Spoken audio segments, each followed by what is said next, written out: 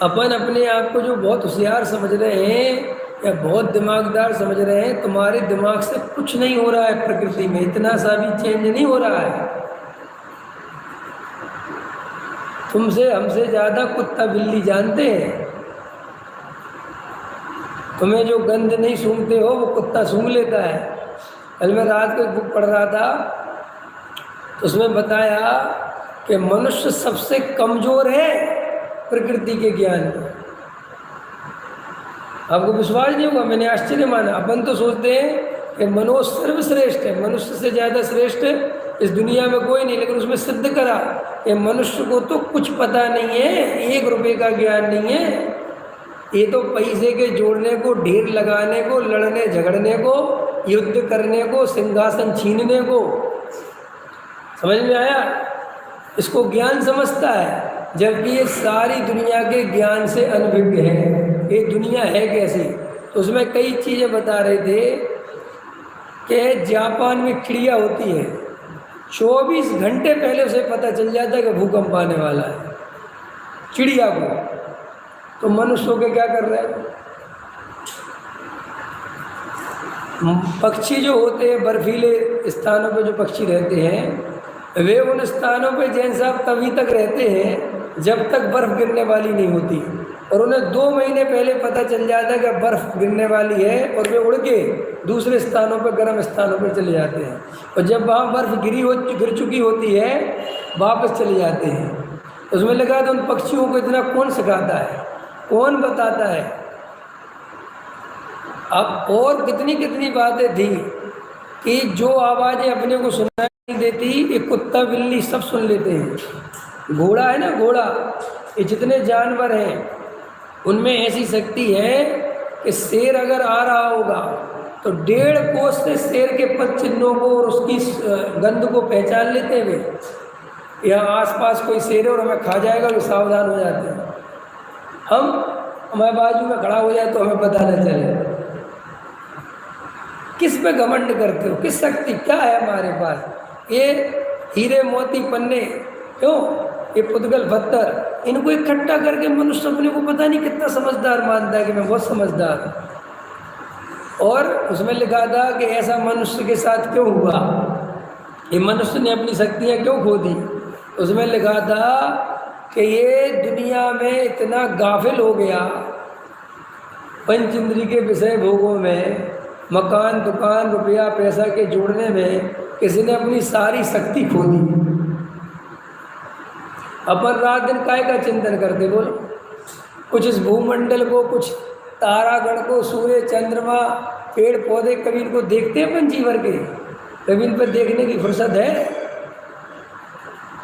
वैज्ञानिक बताते हैं कि कोई भी पेड़ जंगल में खड़ा हो तो उसमें एक ऐसी दशा होती है, उसके अंदर ऐसे रेशे बनते हैं कि उसका अध्ययन करने से ये बता सकते हैं कि ये पेड़ कितने साल पुराना है, क्योंकि उसकी जितनी आयु होती है उतने रेशे उस पर बनते हैं, ना कम ना ज़्यादा।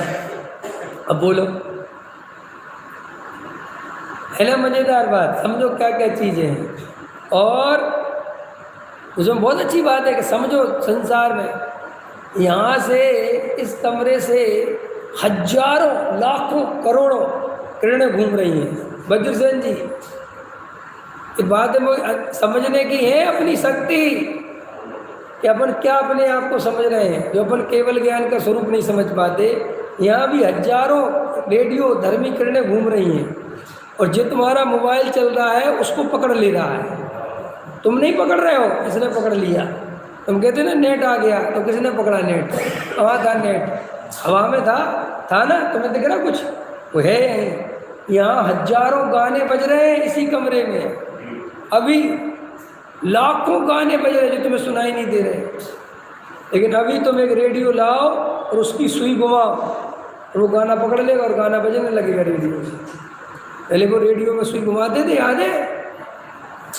ऐसे ऐसे ऐसे घुमा, FM चलते हैं अभी आजकल, तो पहले अपन को याद होगा, ऐसी सुई घुमाओ और वो सही जगह बैठ गई तो गाना एकदम बजे। तो गाना कहाँ था? वो ईयर में था वो गाना।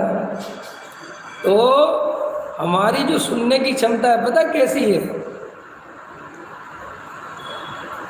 मैं बहुत स्लो बोलूं तो भी आपको सुनाई नहीं देगा, और मैं बहुत तेज बोलूं तो भी आपको सुनाई नहीं देगा। एक हमारा वेरिएटर है, उतनी मात्रा में बोला जाएगा तो ही सुनाई देगा, अगर उससे ज़्यादा मात्रा में बोला जाएगा तो नहीं सुनाई देगा। ये प्रकृति में सिस्टम है। इतनी तेज जो ये सब आवाज़ें हो रही हैं यहाँ, लेकिन हमें सुनाई नहीं दे रही। तो उसमें लिखा था कि प्रकृति में ऐसा सिस्टम है कि अगर वे सब आवाज़ें सुनाई देने लगे तो आदमी तुरंत पागल हो जाए। हाँ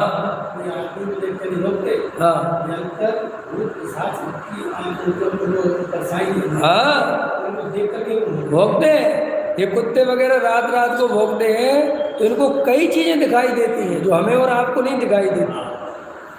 तो अब ये क्यों बता रहा हूँ मैं, इसके पीछे की लॉजिक है। मैं इसलिए बता रहा हूँ कि तुम हो क्या जो अहंकार में मरे जा रहे कि मैं कुछ नहीं है। तुमने अगर 10-20 करोड़ पैसे के ढेर लगा लिए हो तो तुम कुछ महान नहीं हो गए। वो प्योर जड़ है, वो प्योर पुद्गल है, उससे तुम्हारी कोई शक्ति का पता नहीं चलता। समझ में आया? कुछ पता नहीं है। ये हाथ पे जो लकीरें हैं ना, ये तुम्हारे पूरा भाव को प्रदर्शित करती हैं। अगर इसका कोई अच्छा जानकार हो, कोई ज्ञानी हो, बढ़िया ज्योतिषाई हो, बता सकता है कि तुम्हारा जीवन पिछला क्या रहा, और तुम्हारे पिछले जीवन से अगला जीवन जाना जा सकता है। ये जो भारत में ज्योतिष को इतना महत्व, ये ज्योतिष पता अपन को लगता है, ये ज्योतिष पता क्या चीज़ है। जैसे आज आयुर्वेदिक विज्ञान बर्बाद हो गया एलोपैथिक के आने से, जबकि आयुर्वेदिक विज्ञान दुनिया का कोई साइंस उसकी बराबरी नहीं कर सकता जो आयुर्वेदिक हमारे ऋषियों मुनियों के पास ज्ञान था। आज भी कभी कभार, हालांकि अब तो बहुत महादुर्लभ हो गए, ऐसे नाड़ी वैद होते थे भाई साहब, ऐसा हाथ पकड़ाओ कह देते थे तुम्हारी किडनी खराब है, तुम्हारे लीवर में इन्फेक्शन है, तुम्हारा जो हार्ट में प्रॉब्लम है। आज ये मूर्ख डॉक्टर ये पढ़ के आते हैं 1 करोड़ का साइंस, मेडिकल साइंस, और इनको हाथ पकड़ के बुखार तक पता नहीं चलता। उसके लिए भी थर्मामीटर लगाते कि भैया कितना बुखार है, हमें समझ में नहीं आ रहा। अभी हमारे उधर सागर में एक वैद्य है, अब बहुत उम्र हो गई उसकी, बहुत बूढ़ा हो गया है। उसके बताते भाई साहब, उसने ऐसा हाथ पकड़ा ना, और वो कह देता है कि ये बीमारी, वो ये नहीं कहता कि मेरे कहने से मान लेना, वो कहता है मुझे पता है दुनिया बहुत आगे निकल गई है, जाओ मशीन में डल के आओ, फिर आना मेरे पास। वो ऐसा पकड़ के बता देता हीमोग्लोबिन कितना बचा है तुम्हारे शरीर। अब बोलो क्या क्या मतलब, आप समझ रहे हो रॉकेट साइंस अपना।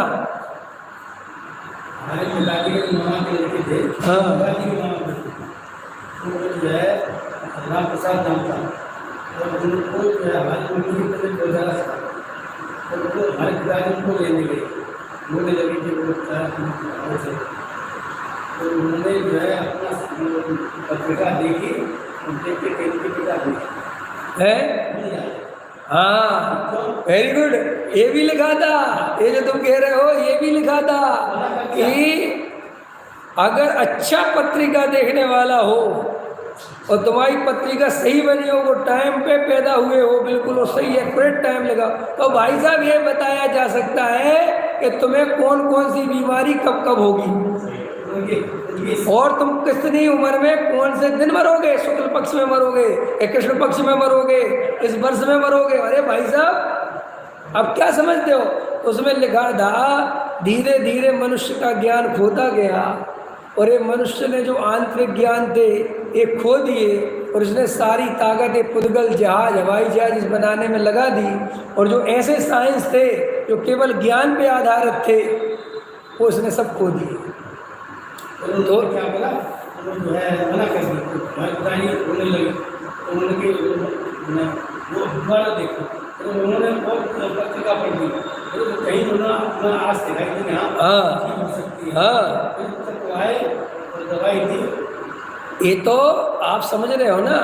देखो कुछ चीज़ों को जैसे मान के चलो, अब आयुर्वेदिक आज फैल मार गया, और अपन अब आयुर्वेदिक पे भरोसा भी नहीं कर पाते, क्योंकि जो आयुर्वेदिक असली आचार्य थे वे तो रहे नहीं, और अब नकली आयुर्वेद बन के घूम रहे हैं। और वे भाई साहब अंग्रेजी दवाई मिला देते हैं, समझ। और ज्ञान ढंग का है नहीं। अरे अंग्रेजी मिलाने के लिए तो ढंग का ज्ञान फिर एलोपैथिक का हो।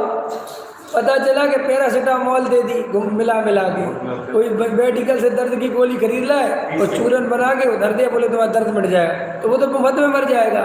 बिल्कुल यही कहानी ज्योतिष के साथ में। ज्योतिष कोई विकसित होने वाला ज्ञान नहीं है।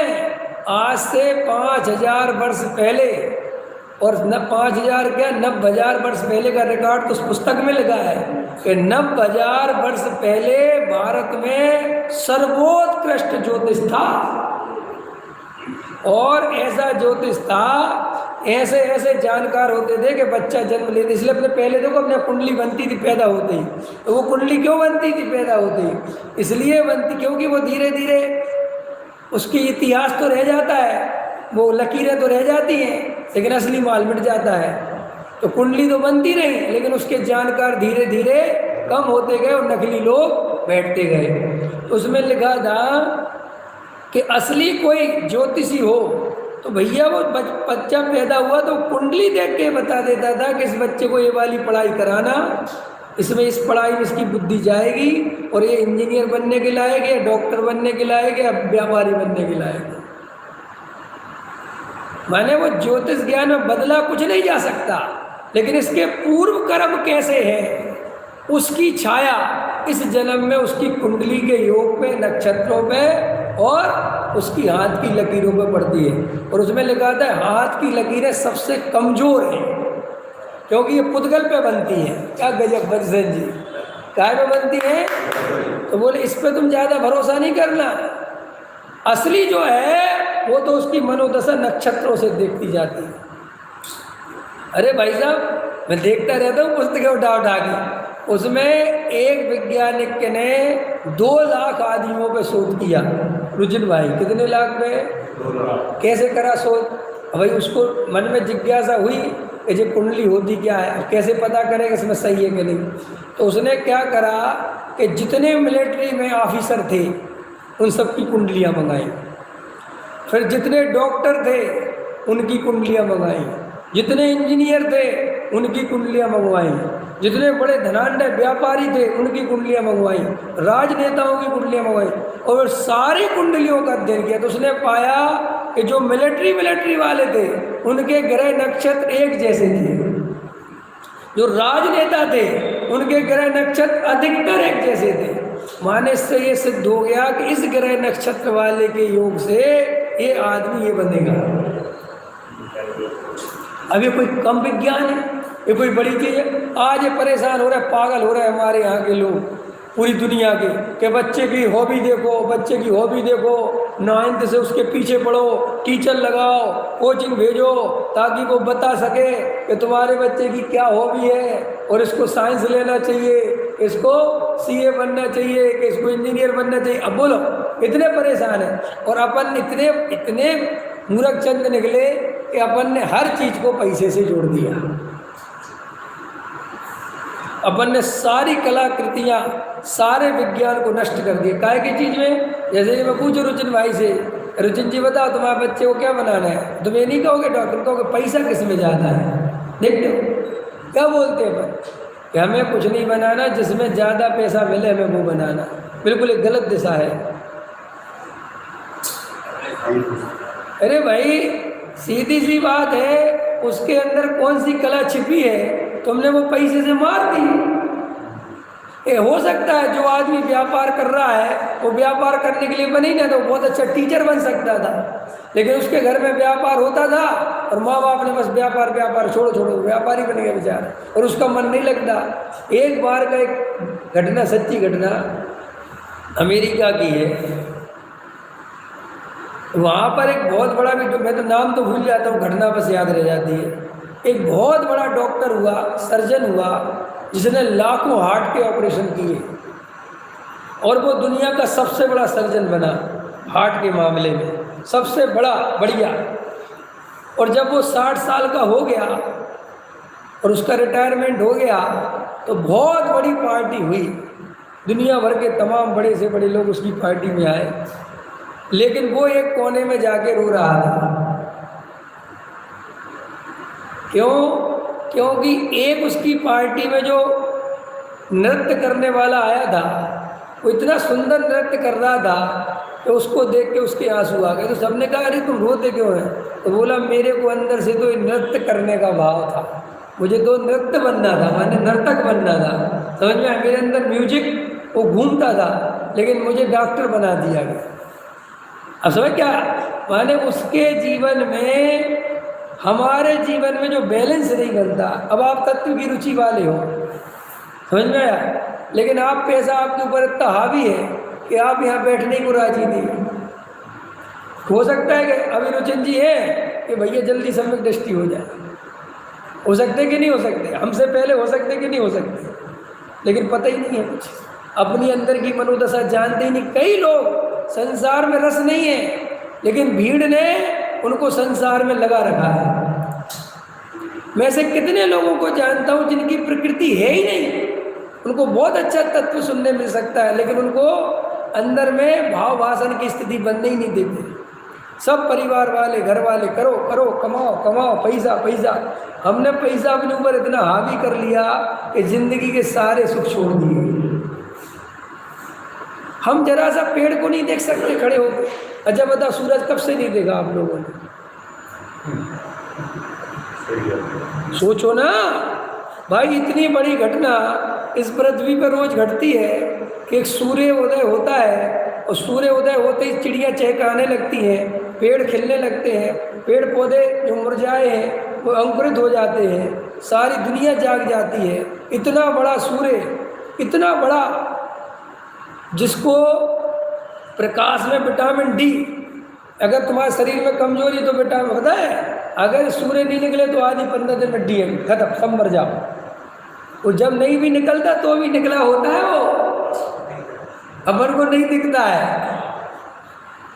चंद्रमा की कलाओं के आधार से समुद्र घटता है, और चंद्रमा की कलाएं घटने पर समुद्र घटता है। पता है आपको? ज्वार भाटा बड़े बचपन में क्या है ये सब?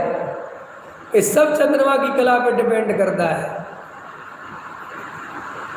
करोड़ लाखों करोड़ों मछलियां समुद्र में से एक नियत समय पर, एक बिल्कुल सही समय पर समुद्र के किनारे पर आती है। समुद्र के साथ जब पानी ऐसा बह रहा होता है ना, और ऐसा जा रहा होता है, तो वो उसके साथ एक नियत समय पे आती है, और सारी मछली अंडा दे के चली जाती है,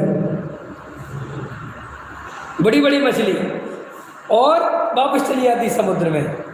और 15 दिन बाद वो अंडे फूटने होते हैं। और मज़ेदार है, प्रकृति में 15 दिन तक वहाँ पानी नहीं जाता।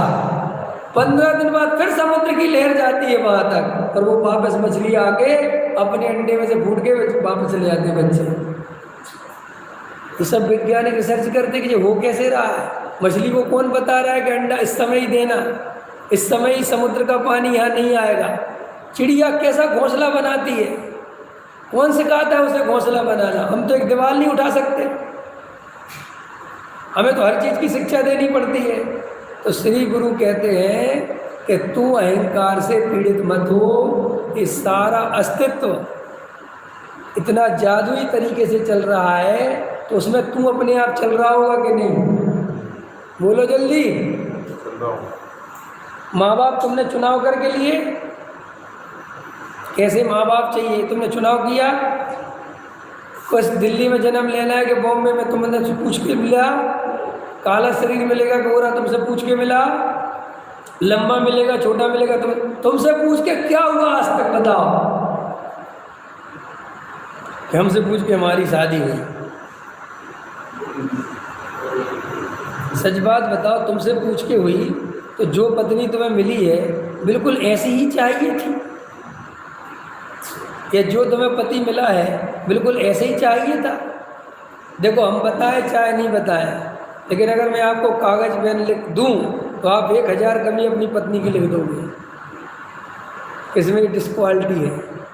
और 1000 पत्नी पति की कमी लिख देगी, किसमें कमी है। ये तो बाद में हम संबंध और क्या कहना चाहिए, समन्वय करना पड़ता है, क्योंकि हमारे पास कोई रास्ता बचता नहीं।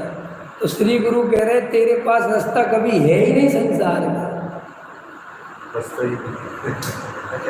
संसार में तू करता धरता है ही नहीं, तू एक आत्म तत्व को जान सकता है, आत्मा का अनुभव कर सकता है, वो तेरे हाथ में है। इसके अलावा तो सब पागलपन है जो करने में लगे हुए हैं।